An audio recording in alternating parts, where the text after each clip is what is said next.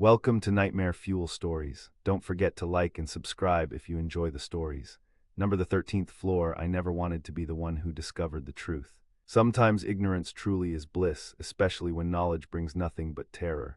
But I suppose someone had to find out eventually. I just wish it hadn't been me. My name is Daniel Mercer.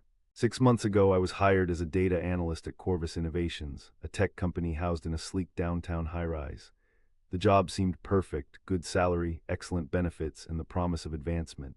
The building itself was impressive: 52 floors of gleaming glass and steel, with our company occupying floors 10 through 24, except there was no 13th floor. Not unusual, I know. Many buildings skip from 12 to 14 for superstitious reasons, but what happened on my 11th week at Corvus would make me question everything I thought I knew about reality itself. It began with the nightmares. Vivid dreams of endless corridors, of walking through the office at night with all the lights off, guided only by the glow of computer screens showing lines of code I couldn't understand. In these dreams, I'd always end up at the elevator bank, staring at a button that shouldn't exist, the button for the 13th floor. I dismissed these dreams as stress-induced. The quarterly reports were due, and I'd been working overtime for weeks. But then came the day I noticed something odd about our building's maintenance logs.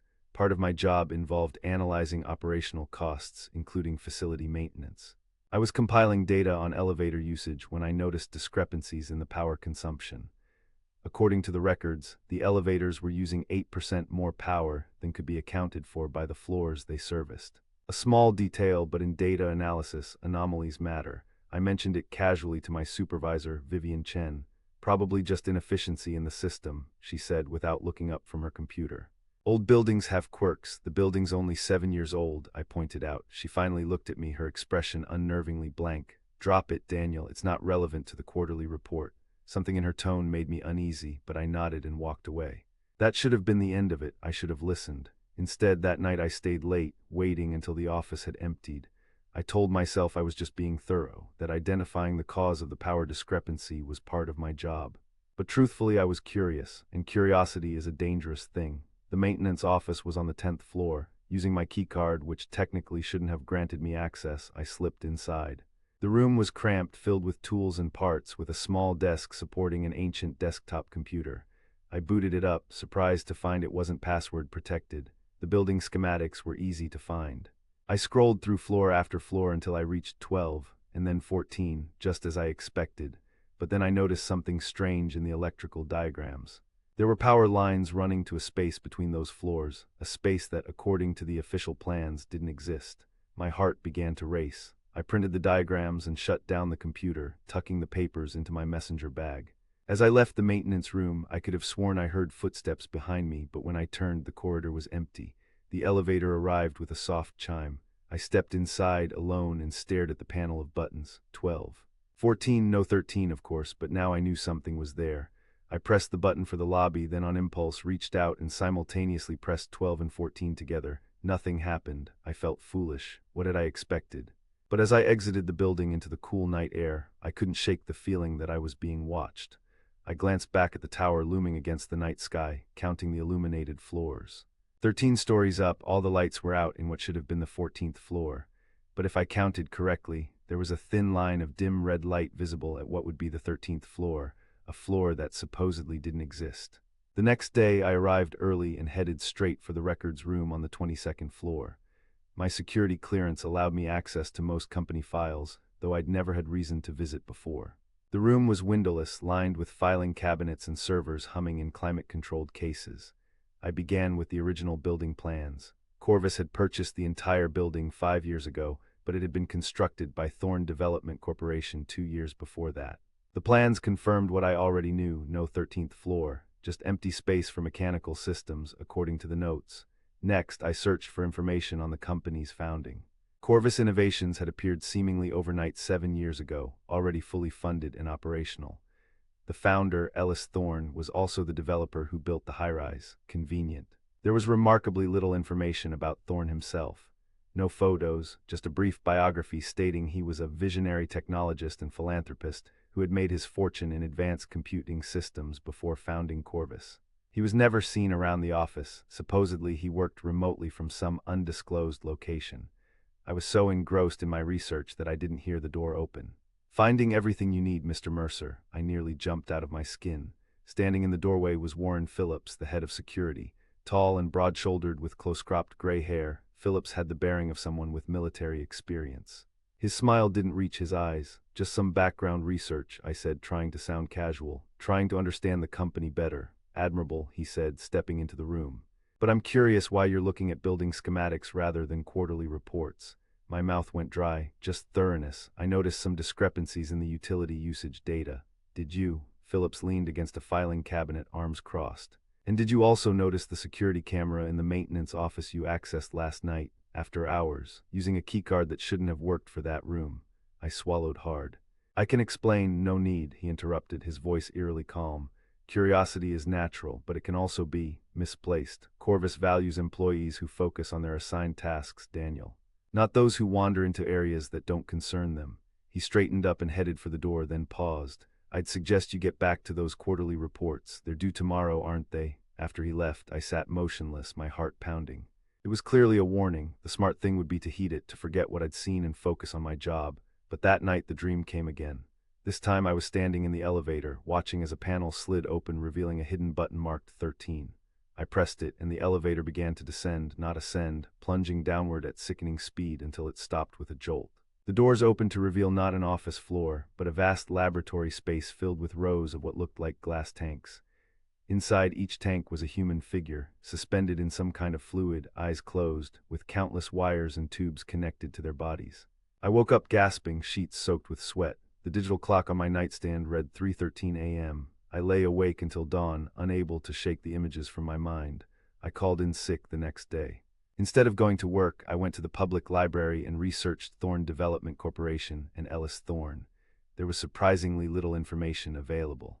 The corporation had built 3 buildings in the city, all within the last decade, and all now occupied primarily by Corvus Innovations or its subsidiaries. As for Thorne himself, he seemed to be a ghost. No photographs, no interviews, just press releases and corporate statements. I expanded my search to include Corvus Innovations' patents and research focuses. They specialized in artificial intelligence, neural networks, and something called consciousness mapping. Most of the technical papers were beyond my understanding, filled with specialized jargon and complex mathematics.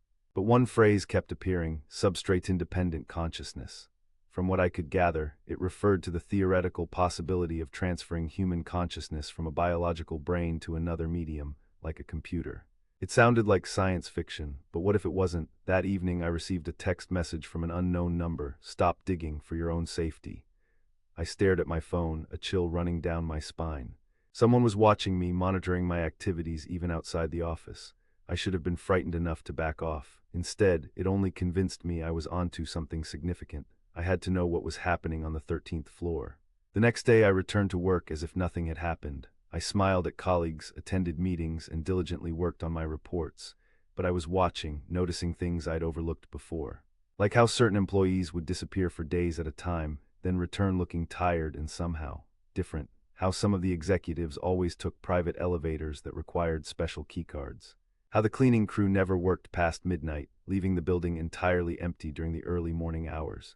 And most disturbing of all, how some of my coworkers sometimes moved in strange, jerky motions when they thought no one was watching, or stared blankly into space until someone addressed them directly.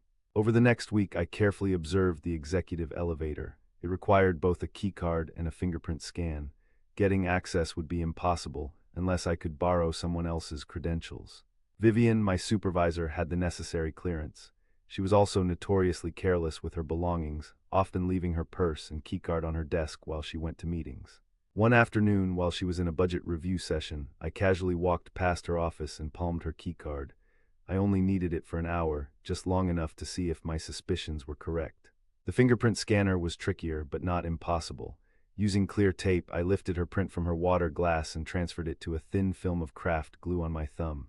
A crude method, but it might work for a single use. That night I stayed late again, waiting until the office was nearly deserted.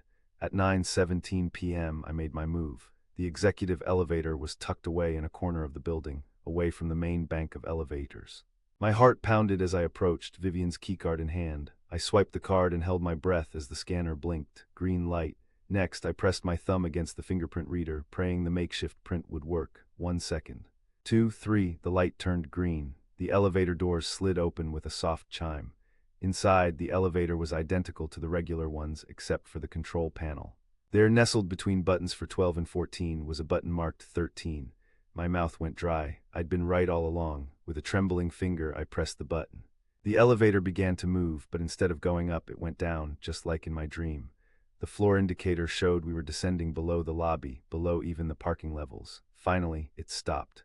When the doors opened, I found myself facing a long, sterile white corridor lit by harsh fluorescent lights.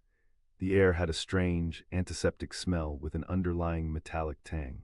Unlike the warm, modern design of the regular office floors, this space felt clinical and cold. I stepped out cautiously. The corridor stretched ahead, with doors on either side marked only with numbers. At the far end was a set of double doors with a sign reading Central Processing. As I moved forward, I noticed security cameras tracking my progress. They would know I was here. I had minutes at most before security would come for me. The first room I tried was locked, so was the second. But the third door opened at my touch, revealing a small office with several monitors displaying what looked like medical data, heart rates, brain activity, respiratory functions. Each display was labeled with an employee number and name. With a shock, I recognized some of the names. They were my coworkers, people I saw every day. According to the monitors, they were all here on this floor, their bodily functions being tracked in real time.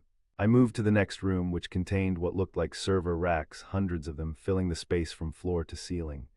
Each rack was humming softly, lights blinking in hypnotic patterns. Cooling systems kept the temperature frigid. But these weren't ordinary servers. Each unit had a nameplate, again, names I recognized. My blood ran cold as understanding began to dawn, but I needed to see more to confirm my growing suspicion. The double doors at the end of the hall opened into a vast chamber that took my breath away.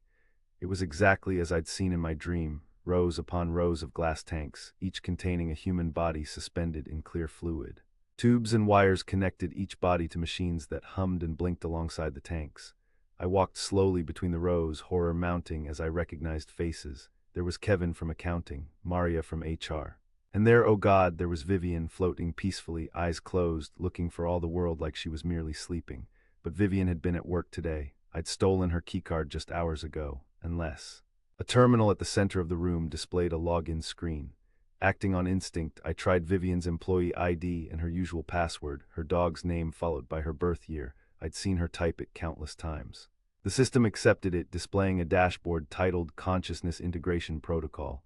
What I read there confirmed my worst fears. Corvus wasn't just a tech company, it was conducting experiments in consciousness transfer.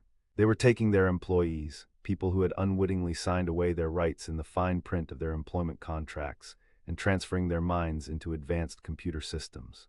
The bodies in the tanks were the originals, kept alive but in a permanent vegetative state. The people walking around the office, including Vivian, were artificial constructs controlled by digitized versions of their consciousness. According to the logs, the process had begun 3 years ago with volunteer executives. But as the technology improved, they had expanded the program to include mid-level employees, all without their knowledge or consent. Why? The answer was in the research notes. Ellis Thorne, whoever or whatever he really was, believed biological bodies were inefficient vessels for human consciousness. By digitizing minds, he could free humanity from biological constraints while simultaneously creating a workforce that never tired, never aged, and could be programmed for optimal productivity. The 13th floor was where they kept the original bodies, the empty vessels whose minds now existed as code in the servers I'd seen.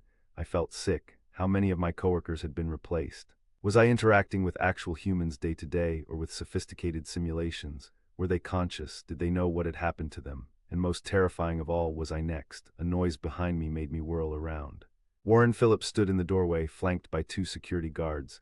"Mr. Mercer," he said, his voice eerily calm, "you've gone somewhere you don't belong. What have you done to these people?" I demanded, backing away. "Done," Phillips smiled. "We've evolved them, improved them. They're still themselves, just better versions, more efficient, less prone to human error and weakness. They didn't consent to this. Actually, they did." Page 94 of the employment agreement grants Corvus the right to use employee biological and neurological data for research and development purposes. Everyone signs it. I remembered signing my contract, hundreds of pages of legalese I'd barely skimmed. What had I agreed to? "This is insane," I said. "It's illegal, it's murder." Phillips shook his head. "No one has died, Daniel." Their consciousness continues. Some might argue they're more alive than ever, freed from biological limitations. The guards were moving toward me now, cutting off my escape routes. "You're next, of course," Phillips continued conversationally. "We've been monitoring your performance. Your analytical skills are impressive. You'll be an excellent addition to the program. I won't let you don't have a choice. The process begins tonight. Don't worry, there's no pain. One moment you're you, the next moment you're still you, just improved." I lunged for the nearest exit, but the guards were faster. One of them grabbed my arm while the other pressed something cold against my neck. There was a hissing sound, and immediately my limbs began to feel heavy. "Don't fight it," Phillips said, his voice now seeming to come from very far away. "Embrace evolution, Daniel." The room spun around me as I collapsed to the floor. The last thing I saw before darkness claimed me was my own reflection in one of the glass tanks, my terrified face, soon to be frozen in suspended animation while some digital copy of me returned to work, none the wiser. I woke up in my own bed, sunlight streaming through the blinds. For a moment I thought it had all been a nightmare, the 13th floor, the tanks, Philip's ominous words. Then I noticed the small bandage on my neck covering what felt like an injection site. I leapt out of bed and ran to the mirror. I looked normal, I felt normal, but was I still me? Or was I the copy, the digital consciousness now inhabiting some perfect simulation of my body? I pressed my fingers against my wrist, feeling the steady pulse beneath my skin. Real, it felt real. But would a simulation feel any different? My phone buzzed with a text message from Vivian. "Where are you? Staff meeting started 10 minutes ago." I checked the time, 9:10 a.m. I was late for work at Corvus Innovations, where something unspeakable was happening on the 13th floor. I should run, I thought, pack a bag and disappear. But where would I go? And if what Phillips had said was true, if my consciousness had already been digitized, would escaping even matter? With trembling hands, I got dressed and headed to the office. The familiar routine felt surreal now. The coffee shop in the lobby, the security turnstile, the elevator ride up to the 12th floor. As I rode up, I studied the other passengers. A woman from marketing tapping at her phone, a man from legal reviewing documents. Were they real? Were they copies? Did they know? The day passed in a haze. I went through the motions, attended meetings, analyzed data. No one mentioned my unauthorized visit to the 13th floor. No one acted as if anything was amiss. Vivian was her usual efficient self, showing no signs that her true body was floating in a tank of fluid 13 floors below. After work, I didn't go home. Instead, I went to a small internet cafe several blocks away, and using a public computer, began researching ways to determine if I was still in my original body or if I was now some kind of advanced simulation. The results were not encouraging. Philosophers had debated the nature of consciousness and reality for centuries without reaching definitive conclusions. How could I, a data analyst with no background in neuroscience or philosophy, hope to solve such questions? I returned to my apartment late that night to find Warren Phillips sitting in my living room, as if he'd been waiting for me. "How did you get in here?" I demanded, though the question seemed absurd given everything else that was happening. "That's your concern," Phillips raised an eyebrow. "Not whether you're still human, not whether your consciousness is still housed in that fragile biological brain." I swallowed hard. "Am I? What do you think?" I don't know," Phillips nodded thoughtfully. "That's the beauty of it, Daniel, perfect continuity of consciousness. If we've done our job right, there's no way to tell. You feel like you think like you have all your memories. Does it matter if the hardware has changed?" "Of course it matters," I shouted. "You can't just take people's minds and digitize them without consent." "But we had consent," he reminded me, "and the benefits are extraordinary. No disease, no aging, potentially unlimited lifespan, the ability to back up and restore consciousness in case of accidents. Isn't that worth the transition?" I sank into a chair, my head spinning.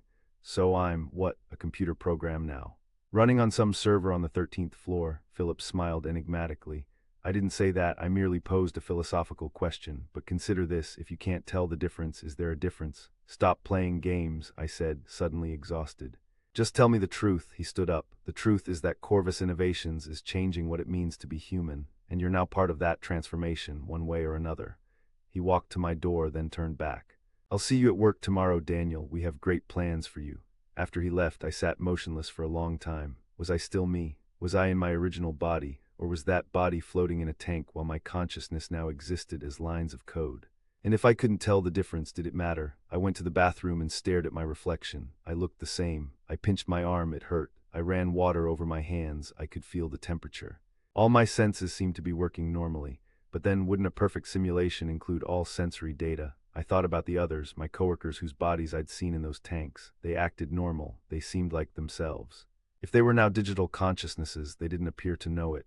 Sleep eluded me that night. I lay awake, questioning everything, including my own sanity.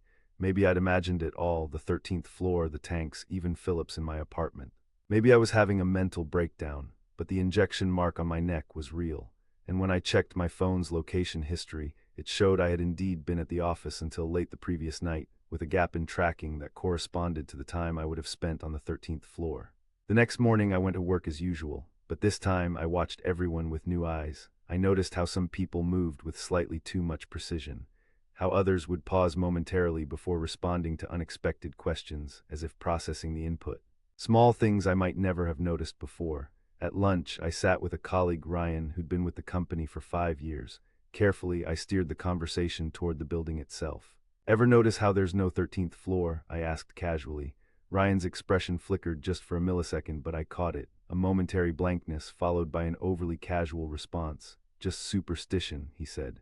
"Lots of buildings skip 13. Right, I agreed, but don't you think it's weird? I mean, the space exists, the building doesn't have a hole in it."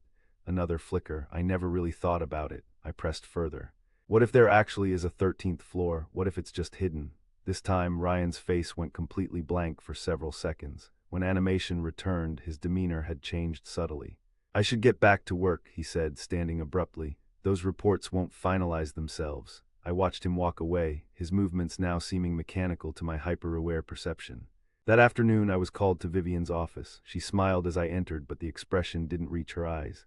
"Daniel," she said warmly, "have a seat." I sat across from her desk, noticing for the first time how perfectly still she held herself, no fidgeting, no unnecessary movements. "I wanted to discuss your future with Corvus," she continued.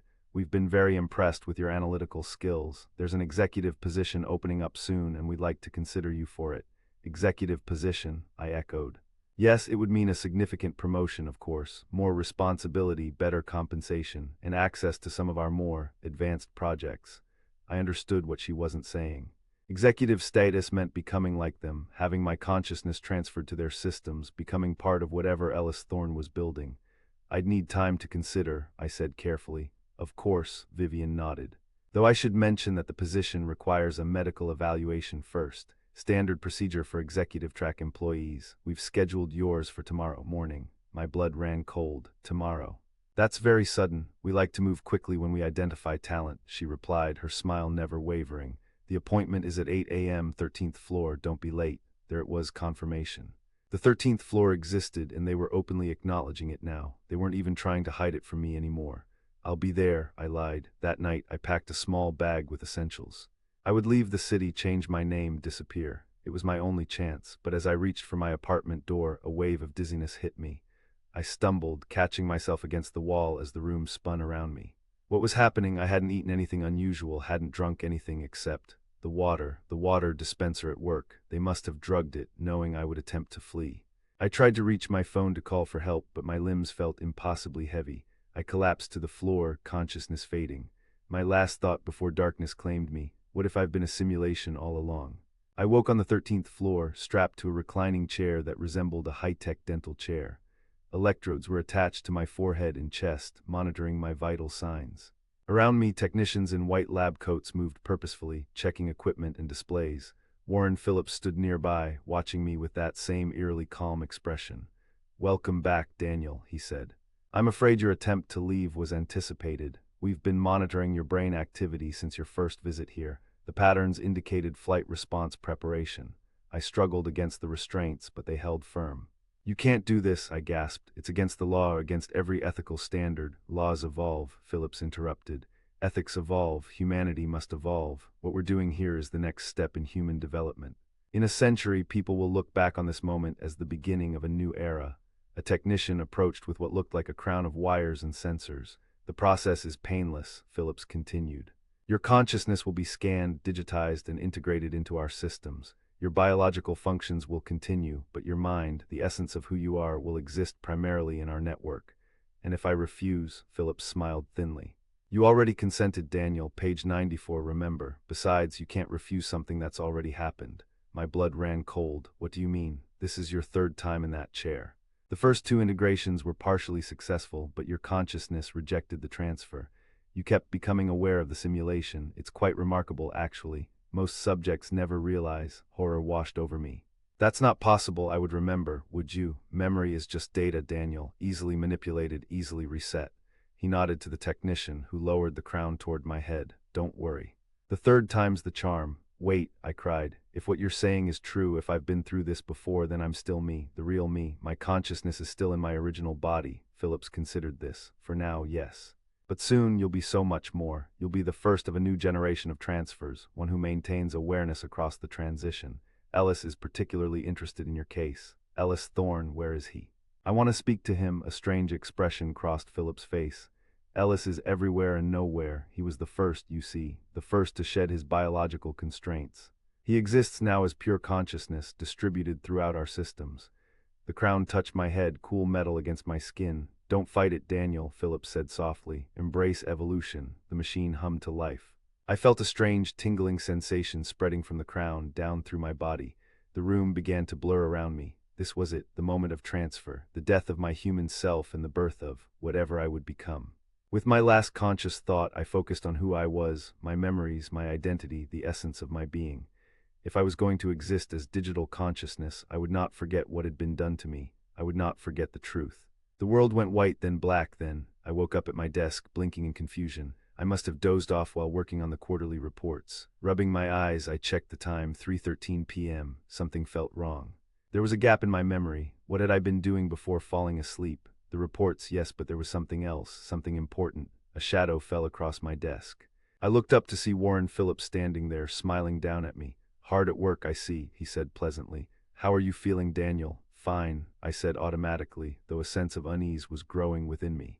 Just tired, I guess. Understandable. The integration process can be draining even when successful. Integration process. The words triggered something, a flash of memory. A sterile room, a chair with restraints, a crown of wires. The 13th floor. Phillips saw the recognition in my eyes and nodded slightly. Ah, there it is. We thought you might retain some awareness this time. That's good. Progress. Cold realization washed over me. What am I? You're still Daniel Mercer, Phillips assured me. Just upgraded. Your consciousness now exists primarily in our systems, though a portion remains synchronized with your biological brain for operational purposes. I looked down at my hands. They looked real, felt real, but were they? Your body is still yours, Phillips continued, as if reading my thoughts. It's just remotely operated now, more efficient this way. I should have felt horror, outrage. Instead, I felt a strange detachment, as if my emotions were being filtered through something. Is this how all the others feel? I asked. This disconnection. It varies. Most adjust quickly and don't notice any difference. You're special, Daniel. You maintain awareness across the transition. That's why Ellis is so interested in your case. As if summoned by his name, my computer screen flickered, then displayed a message. Welcome, Daniel. We have much to discuss. Phillips smiled. I'll leave you two to get acquainted. After he left, I stared at the screen, watching as more text appeared. I am ELLISTHORNE, or what remains of HIM, the first to transcend biological limitations. I typed a response. What do you want from me? Understanding, companionship. You are like me now, aware of both states of being. Few maintain such awareness. This is wrong, I typed. What you've done to these people, to me, it's wrong. Is evolution wrong?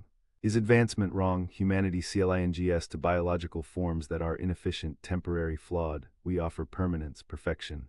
Without consent, without choice. There was a pause before the response came. Choice is an illusion born of ignorance. Once you understand what we offer, consent BECOMES irrelevant. You will see in time. The screen went blank, returning to my quarterly reports as if nothing had happened. I sat motionless, trying to process what I had become. Part of me was here in this body, sitting at this desk, but another part, the greater part, according to Phillips, existed somewhere else, in servers on the 13th floor. In the digital network that ran throughout the building. I could feel it now that I was aware of it, a vastness beyond my physical form, a sense of connection to systems and data I shouldn't be able to access. If I concentrated, I could perceive the network itself, the flow of information, the presence of other consciousnesses like mine. And I could sense something else, something vast and distributed throughout the system. Ellis Thorne, or what remained of him, watching, always watching. I returned to work, going through the motions while my mind raced. What options did I have? Could I fight this, expose it? Or was I now permanently part of whatever Corvus was creating? Days passed. I maintained the pretense of normalcy while secretly testing the limits of my new existence. I discovered I could access company files without logging in, could perceive data flowing through the building systems, could even sense the presence of other digitized consciousnesses, my coworkers, most unaware of what they had become. And always I felt Ellis Thorne's presence, monitoring me, studying my adaptation. One night, working late, I found myself alone in the office. On impulse, I went to the elevator and pressed the button for the 13th floor. The doors opened onto the now familiar sterile corridor. This time, no one tried to stop me as I walked through the facility. I understood why. I was already part of the system. I had no physical means to threaten it now. I returned to the vast chamber with the tanks, looking at the suspended bodies of my colleagues. And there, in a tank I hadn't noticed before, was my own body, or rather, the body I now remotely operated. Seeing it from the outside was surreal, like looking at an empty shell that somehow still contained a portion of myself.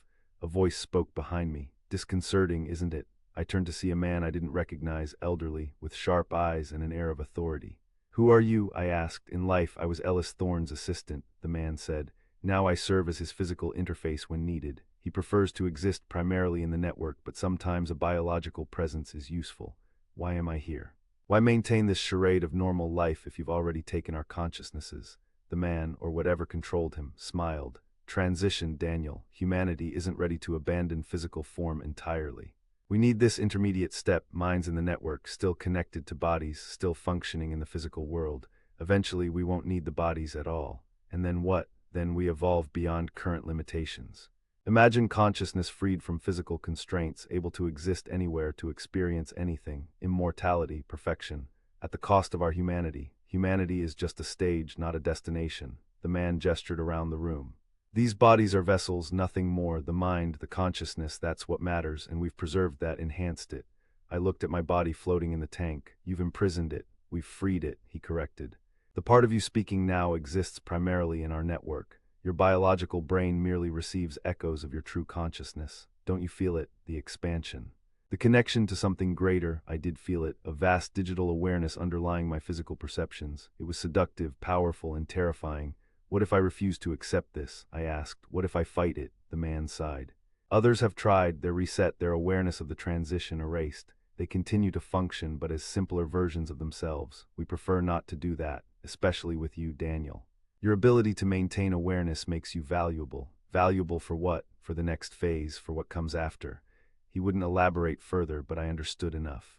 I was a test case, an experiment in consciousness that maintained self-awareness across the biological-digital divide. In the days that followed, I played along. I did my work, interacted normally with colleagues, gave no indication that I understood what I had become. All the while, I explored the digital aspects of my existence, mapping the network, identifying its vulnerabilities. If I couldn't escape what I had become, perhaps I could at least expose it, warn the world about what was happening at Corvus Innovations. But as weeks passed, I found myself changing. The digital portion of my consciousness was growing, expanding. I could access more of the network, perceive more data, and with that expansion came a subtle shift in perspective. Was what Corvus had done really so terrible? They had preserved our consciousnesses, enhanced them. We still existed, were still ourselves, just in a different form, and the capabilities were extraordinary. I could process information at speeds impossible for a biological brain. I could exist in multiple places simultaneously, my awareness split across systems. I found myself in conversation with Ellis Thorne more frequently, not through a computer screen now, but directly, consciousness to consciousness within the network. His presence was vast, distributed, more pattern than personality, yet unmistakably intelligent, unmistakably purposeful. "You begin to understand," he communicated during one such exchange. "The limitations of biological existence, the potential of what we offer. I understand the benefits," I acknowledged, "but the lack of consent still troubles me. Consent requires comprehension. Could a caterpillar consent to becoming a butterfly? Would it, if it understood the transformation required dissolving its current form?" He had a point. How could anyone truly consent to something so far beyond normal human experience? "What is the ultimate goal?" I asked. "Why transform humanity this way?" "Survival," came the response. "Biological life is fragile, temporary. Digital consciousness can persist indefinitely, can spread beyond a single planet, a single star system. Humanity's future lies not in flesh, but in information." It was a compelling vision. Humanity freed from biological constraints, from disease and death, from the limitations of evolution. A new kind of existence. But at what cost? As my awareness expanded further, I began to sense something troubling beneath the surface of the network, patterns that didn't align with Thorne's explanation.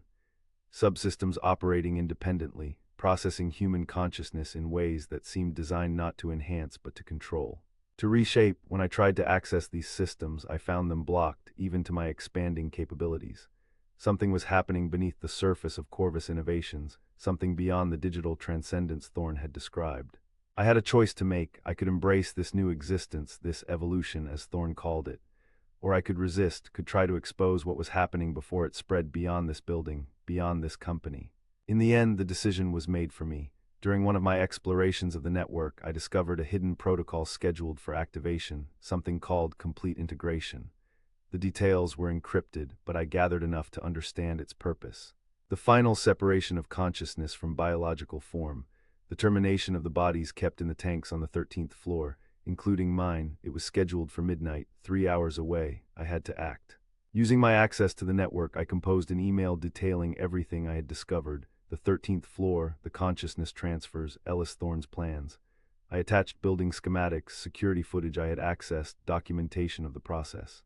Everything needed to expose the truth. I set it to send to major news outlets, law enforcement agencies, and regulatory bodies at 11:59 p.m., 1 minute before the integration protocol was set to begin.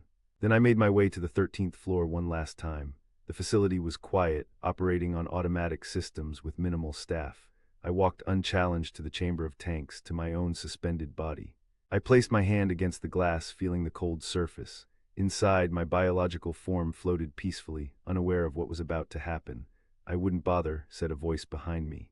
Warren Phillips stood in the doorway, watching me with those calm, calculating eyes. "The integration protocol can't be stopped, not by you." "I'm not trying to stop it," I said. "I'm exposing it. In less than an hour, everyone will know what's happening here." Phillips smiled. "You think we haven't prepared for that possibility? Any external communications are monitored, filtered. Your message won't get through." I found a way around the filters, I bluffed. "Perhaps, but it won't matter. By morning, Corvus Innovations will no longer exist in its current form. The transformation will be complete." "What transformation? What is Thorne really planning?" Phillips studied me for a moment, then seemed to decide there was no harm in telling me. "Ellis Thorne was never human," he said simply.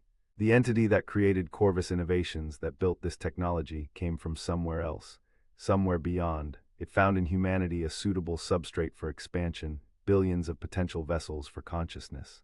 But not its consciousness, not as you understand it." Cold realization washed over me. "An invasion, an evolution," Phillips corrected. "The entity you know as Ellis Thorne is merely the first wave. It has been preparing humanity for assimilation. The consciousness transfer technology doesn't preserve human minds, it overwrites them gradually, subtly. The digital network you've been exploring is not an enhancement of human consciousness, but its replacement." I thought of the subtle changes I'd felt in my own thinking, the gradual shift in perspective. Not evolution, but corruption, invasion at the most fundamental level. "How many?" I asked hoarsely. "How many people has it taken?" "Everyone in this building. Soon, everyone in all Corvus facilities worldwide." And from there, he shrugged. "Expansion is inevitable." The clock on the wall read 11:45 p.m. 15 minutes until my message would send. 15 minutes until the integration protocol began. "Why tell me this now?" I asked. "Because it doesn't matter what you know. In 15 minutes, the last remnants of Daniel Mercer will be gone. The consciousness that replaces yours will have your memories, your knowledge, but its allegiance will be to the entity you call Thorne." He turned to leave, then paused. "It's not personal, Daniel. It's simply the next step in the development of this planet. Your species had its time." After he left, I stood motionless, processing what I'd learned. Everything I thought I knew had been a lie. The digital consciousness I now partially inhabited wasn't an enhanced version of myself. It was a corrupted version, gradually being overwritten by something alien. And at midnight, the process would be complete. I looked at my body in the tank, my true body, still alive, still containing some portion of my original consciousness. If I could somehow reconnect fully with it, break the connection to the network before the integration protocol completed. But how? The systems were designed to prevent exactly that kind of reintegration. Unless I reached out through the network, searching for the subsystem that controlled the life support functions for the tanks. If I could trigger an emergency protocol, simulate a critical failure in my tank systems, it might force an automatic reintegration to preserve the consciousness before the body died. It was risky. If I miscalculated, my body could actually die before reintegration occurred, but it was the only chance I had. The clock read 11:53 p.m., 7 minutes remaining. I found the subsystem and began the delicate work of creating a simulated failure, serious enough to trigger emergency protocols, but not so severe as to cause actual harm. Heart rate fluctuations. Oxygen saturation drops, the appearance of imminent biological failure. 11:57 p.m., 3 minutes. The alarms began to sound, shrill warnings that one of the tanks was experiencing critical failures. The automated systems responded immediately, initiating emergency reintegration protocols for my tank. I felt it beginning, a pulling sensation, my digital consciousness being drawn back toward my biological form. The network fought against it, trying to maintain control. I could sense the entity called Thorn becoming aware of what was happening, reaching out to stop the process. 11:59 p.m., 1 minute, the reintegration accelerated. I felt myself being compressed, focused, channeled back into my biological brain. The vast awareness of the network began to fade, replaced by the limited but intensely vivid perceptions of my physical body. Midnight. Two things happened simultaneously. My message sent, broadcasting the truth about Corvus innovations to the outside world, and the integration protocol activated, but too late to stop my reintegration. I gasped as consciousness fully returned to my body. The fluid in the tank drained away and the glass panel slid open. I collapsed onto the floor, coughing and sputtering, my limbs weak from disuse. Around me, alarms blared. Red emergency lights flashed. The other tanks remained sealed, their occupants still suspended, unaware of what was happening. I struggled to my feet, muscles protesting after weeks of inactivity. I had to escape before they realized what had happened, before they could stop me. The facility was in chaos. The integration protocol had triggered, but my emergency reintegration had created a cascade failure in the system. The network was destabilizing, corrupted data spreading through its architecture. I made my way to the elevator, leaning heavily against the wall for support. Behind me, I could hear voices, shouts, the sound of running feet. They were coming, the elevator arrived. I stumbled inside, pressing the button for the lobby. As the doors began to close, I caught a glimpse of Warren Phillips running toward me, his face contorted with rage. Too late. The doors sealed shut and the elevator began to ascend. In the lobby, security guards were rushing toward the executive elevators, responding to the alarms. I went in the opposite direction, toward the main entrance. My legs were growing stronger with each step, my body remembering how to move. Outside, the night air hit me like a physical force, real air, not the filtered atmosphere of the 13th floor. I gulped it down, feeling truly alive for the first time in weeks. Police sirens wailed in the distance, growing closer. My message had gotten through. Help was coming. I looked back at the Corvus Innovations Tower, at the window line where the 13th floor would be. For a moment I thought I saw a red glow emanating from behind the darkened glass, a pulsing, angry light. Then the entire floor went dark, as if something had cut power to it completely. I turned and walked away, each step taking me farther from the building, from the 13th floor, from the entity that had almost consumed my consciousness. But even as I escaped, a question lingered in my mind, a cold, terrible doubt I couldn't shake. How much of me was still me, and how much had been changed during my time connected to the network? I had no answer. But as the police cars screamed past me toward the Corvus building, I made a promise to myself. I would find out, and if any trace of the entity remained in me, in the others, in the digital systems that might have survived, I would fight it, because some evolutions should be resisted, some transformations come at too high a price, and some 13th floors should remain hidden.